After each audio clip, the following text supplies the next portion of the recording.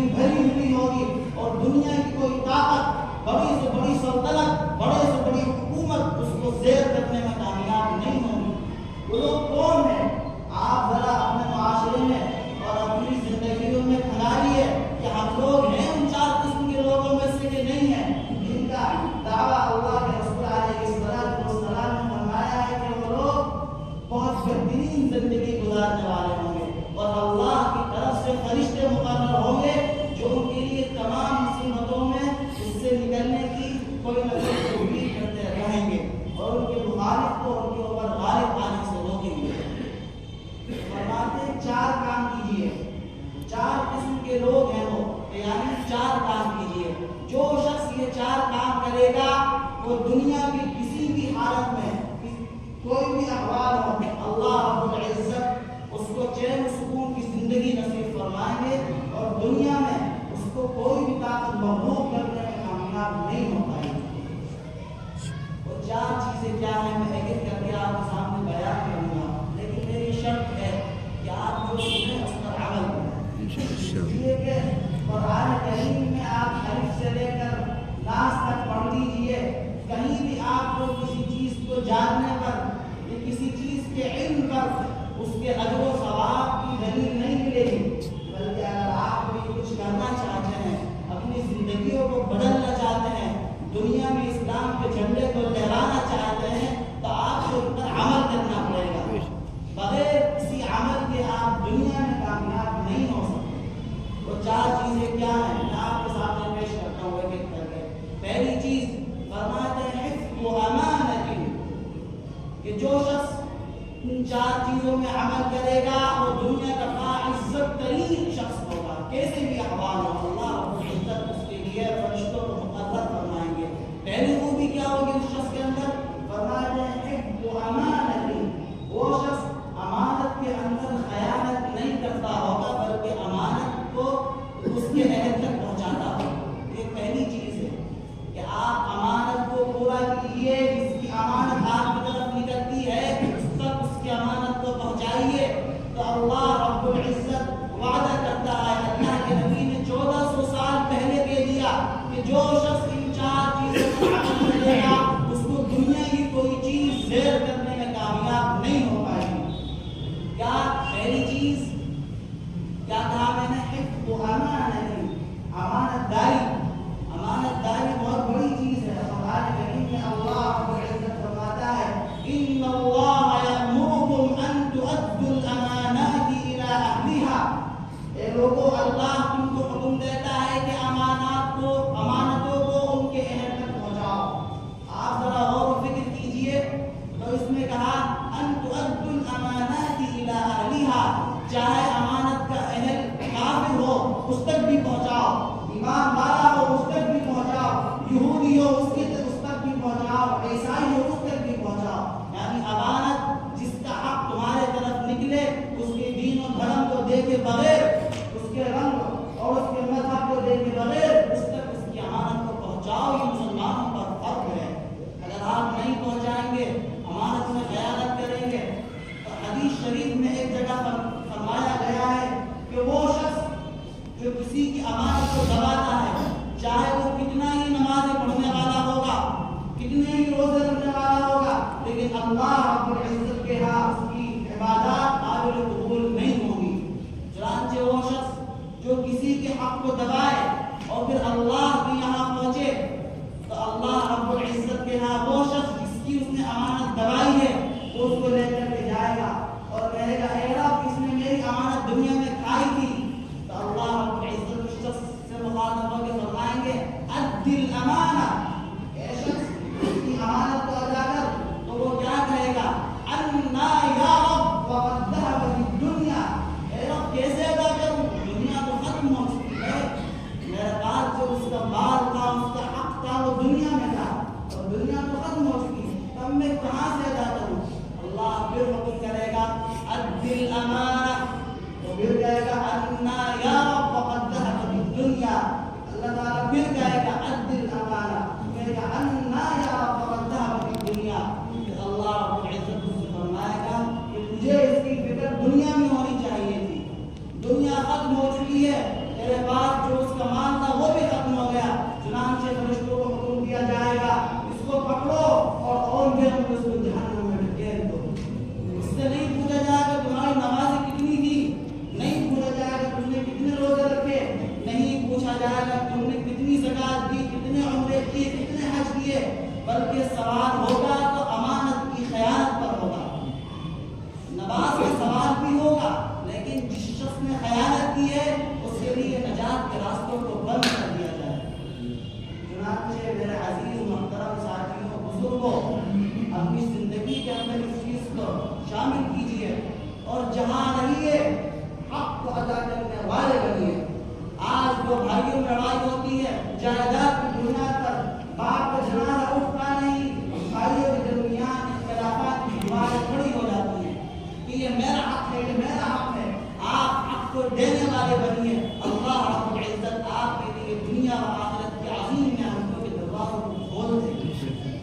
پہلی خوبی کہ جو شخص دنیا میں کامیاب ہونا چاہتا ہے اور دنیا میں مصیبتوں سے اپنے آپ کو محفوظ رکھنا چاہتا ہے، کسی بھی حالت میں وہ پہلا کام یہ کرے کہ دوسرے کے حق کو ادا کرنے والا ہو، امانت کو خیانت کے ساتھ نہ کرے بلکہ امانت کے اندر دیانت کرے۔ ٹھیک ہے، انشاءاللہ کوشش کریں گے اس کا۔ دوسری چیز فرماتے ہیں جس شخص کے اندر یہ دوسری خوبی ہے وہ بھی دنیا کا کامیاب ترین آدمی ہے۔ ہم لوگ کیا سوچتے ہیں جس کے پاس مال ہے، جس کے پاس پیسہ ہے، بنگلہ ہے، گاڑی ہے، گھر ہے، وہ دنیا کا کامیاب ہے۔ نہیں، اچھے اچھے پیسے والوں کو دیکھیے رات میں 3 گولیاں کھا کے سوتے ہیں، نیند نہیں نصیب ہوتی۔ سکون قلب اور اطمینان اللہ اس کے رسول کی اتباع میں۔ چنانچہ دوسری چیز فرماتے ہیں کامیاب ہونے کے لیے وہ صدق و حدیث، اے لوگوں حق گویائی سے کام لو، سچ بات کہو، جھوٹ سے اپنے دامن کو پرہیز، اپنے دامن کو بچاؤ۔ چنانچہ قرآن کریم میں فرماتے ہیں یا ایھا الذین آمنوا اتقوا اللہ وکونوا مع الصادقین، اے ایمان والو اللہ سے ڈرو جتنا اللہ سے ڈرنے کا حق ہے، اور صادقین کے ساتھ ہو جاؤ، حق بولنے والوں کے ساتھ ہو جاؤ، سچ بات کہنے والوں کے ساتھ ہو جاؤ، تو اس کا فائدہ کیا ہوگا؟ تم بھی سچ بات کہنے والے ہو جاؤ گے۔ چنانچہ ہمیں چاہیے کہ جھوٹ سے اپنے دامن کو بچائیے۔ ایک حدیث شریف میں منافق کی نشانی بتلائی ہے کہ جو منافق ہوتا ہے وہ جھوٹ بولتا ہے، اور منافق کی سزا قرآن کریم میں بیان کر دی ہے ان المنافقین فی الدرک الاسفل من النار ولن تجد لهم نصیرا۔ میرے بھائیوں، عزیزوں، بزرگوں، دوستوں، اگر آپ کامیاب زندگی گزارنا چاہتے ہیں ایک دوسرا کام اور کیجیے، وہ یہ کہ جھوٹ سے اپنے دامن کو بچائیں گے انشاءاللہ۔ تیسری خوبی جو شخص دنیا میں کامیاب ہونا چاہتا ہے اور باعزت زندگی گزارنا چاہتا ہے، اللہ کے رسول علیہ السلام فرماتے ہیں اس کو ایک خوبی اور پیدا کرنی چاہیے۔ کہ اللہ کے رسول کو کیا خوبی ہے؟ فرماتے ہیں وَحُسْنُ خَلِيقَةٍ، تیسری خوبی یہ ہے کہ وہ اپنے اخلاق کو درست کرے، اچھے اخلاق پیدا کرے، اسلامی کردار، اسلامی معاملات، اسلامی کیریکٹر کو اپنائے۔ آج لڑائی ہندو مسلمان کی کم ہے، اخلاق و کردار کی بنیاد پر زیادہ ہے۔ ہم لوگوں نے اسلامی اخلاق کو پس پشت ڈال دیا، اسلامی کیریکٹر، اسلامی کردار کیا ہوتا ہے اس سے ہم ناواقف ہیں۔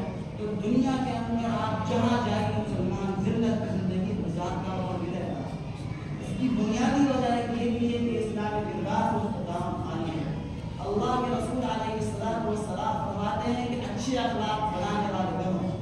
اس کا کیا مطلب ہے؟ ہمارے یہاں 2 قسم کے لوگ ہوتے ہیں، ایک تو وہ جو باہر تو بہت اچھے اخلاق والے ہوتے ہیں، سب سے ملیں گے، خوشی سے اچھی بات چیت کریں گے، لیکن جب گھر کے اندر آئیں گے، ماں باپ کے سامنے آئیں گے، بھائی بہنوں کے سامنے آئیں گے تو اپنے اخلاق کو بھول جائیں گے، دوبارہ بد اخلاقی سے کام لیں گے۔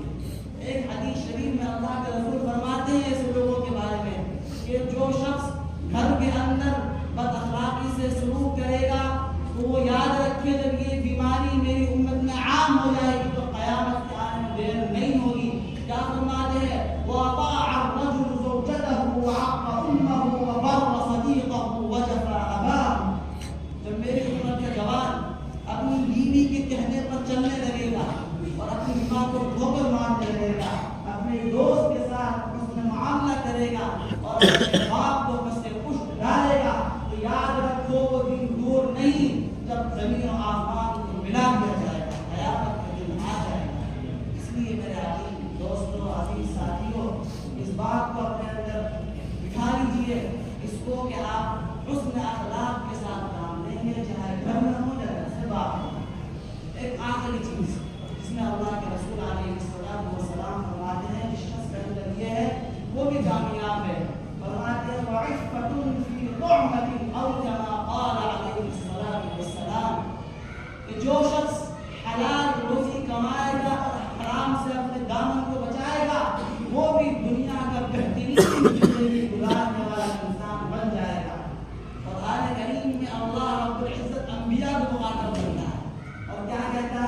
یا ایھا الرسل کلوا من الطیبات واعملوا صالحا، اے رسولو، اے انبیاء کرام، آپ حلال روزی کمائیے، حلال روزی کھائیے، اور کہا واعملوا صالحا، اور اچھے کاموں کو انجام دیجیے۔ کیا معلوم ہوا؟ اگر آپ حلال روزی کمائیں گے، آپ حرام پیسے سے اپنے دامن کو بچائیں گے، حلال کاروبار کریں گے، تو اللہ رب العزت اس حلال کاروبار کی بنیاد پر آپ کے اندر اعمال صالحہ کو انجام دینے کا جذبہ پیدا کر دے گا۔ اسی لیے فرمایا یا ایھا الرسل کلوا من الطیبات واعملوا صالحا انی بما تعملون علیم۔ اگر آپ ان چاروں باتوں پر عمل کریں، میں مسجد میں بیٹھ کر جمعہ کے دن یہ یقین دلاتا ہوں کہ اللہ رب العزت آپ کی زندگی کو آپ کی زندگی میں ایک عظیم انقلاب پیدا فرمائے گا، اور دنیا و آخرت کی الجھنیں اور دنیا کے اندر غم اور چین و سکون، غم سے بچا کر چین و سکون کی زندگی ہم کو اور آپ کو نصیب فرمائے گا۔ چنانچہ ان چار باتوں پر عمل کیجیے، اور نماز، روزہ، حج، زکوٰۃ تو کرنا ہی ہے، اس کو بھی کرتے رہیے، چونکہ اعمال کے قبولیت کا دار و مدار ان چار چیزوں پر ہے۔ آپ یہ کرتے رہیں گے تو آپ جو اعمال کر رہے ہیں، نماز بھی، روزہ بھی، تو وہ بھی قبول ہوتا رہے گا، لیکن شرط ہے کہ آپ ان پر بھی عمل کریں، اور وہ تو کرنا ہی کرنا ہے، اس کے بغیر تو چارہ کار ہے ہی نہیں۔ وہ بھی کیجیے اور یہ بھی کیجیے، انشاءاللہ اللہ رب العزت آپ کی زندگی میں ایک عظیم انقلاب برپا کرے گا، مشکلات سے، ذلت سے اور دوسری قوموں کو آپ کے اوپر غالب آنے سے آپ کی نصرت فرمائے گا، اور ایک عظیم انسان بنا کر کے آپ کی زندگی سے، دنیا سے نصرت فرمائے گا۔ اللہ رب العزت ہمیں اور آپ کو ان چاروں باتوں پر نبی کریم علیہ الصلوۃ والسلام کی تمام اقوال و اعمال پر عمل کرنے کی توفیق عطا